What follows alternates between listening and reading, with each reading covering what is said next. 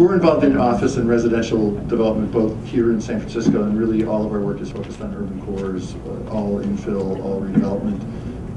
On the optimistic side, our Walnut project, which is about 34 units in downtown Boulder, we're 2/3 sold and actually closed, not just saying we're sold. We just sold one last week for $1,000 a foot, 980.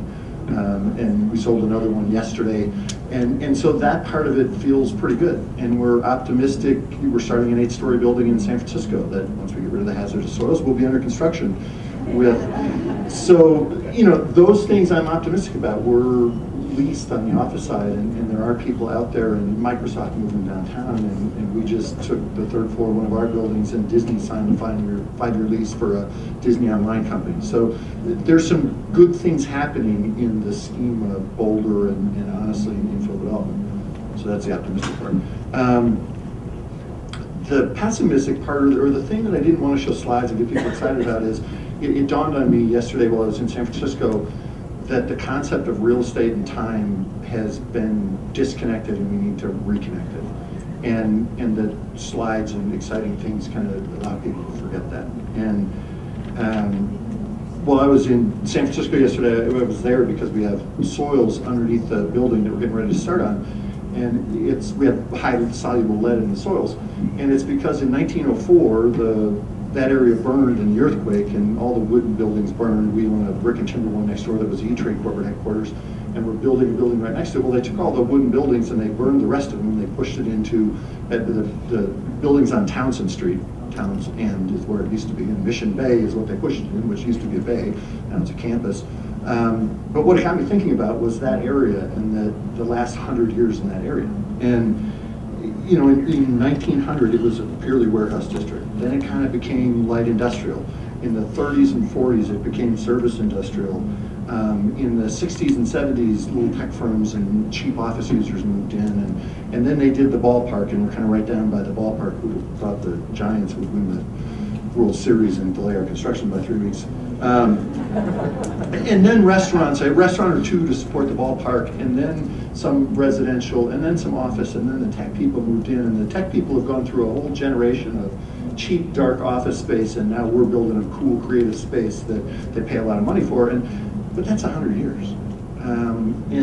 And I think we have to remember that we've just kind of gone through the biggest expansion period fueled by cheap money for commercial real estate developers and move up residential buyers fueled by the federal government and our financing programs, and it's done. And there's this desire in all of us, because we're only a year or two into it. I remember a year or two after the 80s, we kept thinking, maybe we'll get back like the 70s or something like that. And it's not going to go back. The next 10, 15, 20 years are going to be very incremental. Financing for commercial development is going to be extremely difficult to get. It's not going to change. The residential market and residential financing has changed, not forever, but for the next decade or two. And I think instead of hoping for what we used to have, which was unique and kind of a blip, we should try and understand where we're going. And that's my focus for transit-oriented development. And I took the BART train intentionally from the airport to downtown San Francisco yesterday. And you go through Millbrae, Pullman, 3 or 4 of the kind of cool Bay Area transit-oriented developments. And I started thinking about it as I went through each one. You know, they were planned over a 5 to 10 year period. Most of those 3 or 4 have been under development for 15 to 20 years. At most, they're 30 to 40% built out in a pretty strong economy. And what's really happened to them is they've kind of gone, you know, they started with affordable housing, usually on the edges, interesting, different than Boulder Junction. The affordable housing is on both sides of the track and off to the edges, not in the center. Maybe something we should think about. Then they had affordable rental that was usually added to it over time. Limited bit of commercial development, some retail, some office, and parking. And most of them, they're 15, 20 years old. They haven't gotten to the higher end housing, the higher end office, the higher end retail in one of the best markets in the country. This is still not the optimistic part, coming back in the antecedent. We've been looking around the country, and if you look at San Francisco, Arlington, Sacramento, Dallas, people that have been doing really good transit-oriented development, some are happening faster than others. Some of those in Arlington are almost done, and they're really fantastic. Some of them in the Bay Area are super strong and they're doing really, really well. Some of them in the outlying areas of Sacramento and the Bay Area are a little bit slower, Dallas even slower than that. Generally, it relates to the density of people in the area. Both will be surprising. Okay. So what is Boulder Junction doing? What's the next 15 years? We're involved working with Bob Sutherland on the old Sutherland lumber site. And we see that as a 15 to 30-year project. That's kind of the perspective on it. And I think the thought is that things in the new world, the real world, are going to be largely incremental. You're not going to do, at least we're not going to do, 300-unit apartment buildings, 100,000 square foot office buildings, 60,000 square feet of saleable residential at a time. The infrastructure is going to be provided in tandem with that development in small chunks, because number one, I can't afford to do it in big chunks, and the city can't afford to do it in big chunks. And if you look at the city's plan for Boulder Junction, it's very small chunks, usually trying to get the development to pay for it. That's just a practical reality we should all understand. Quick shift to the optimistic side. You know, the fast tracks and RTD money for Boulder Junction is really exciting. I don't know the exact number, but tell me if I'm way off. I think it's a couple $100 million for the 36 corridor for bus rapid transit that's been committed. That's part of fast tracks? Well, 168. Okay. I'm usually way off by it, so I was within 40 million.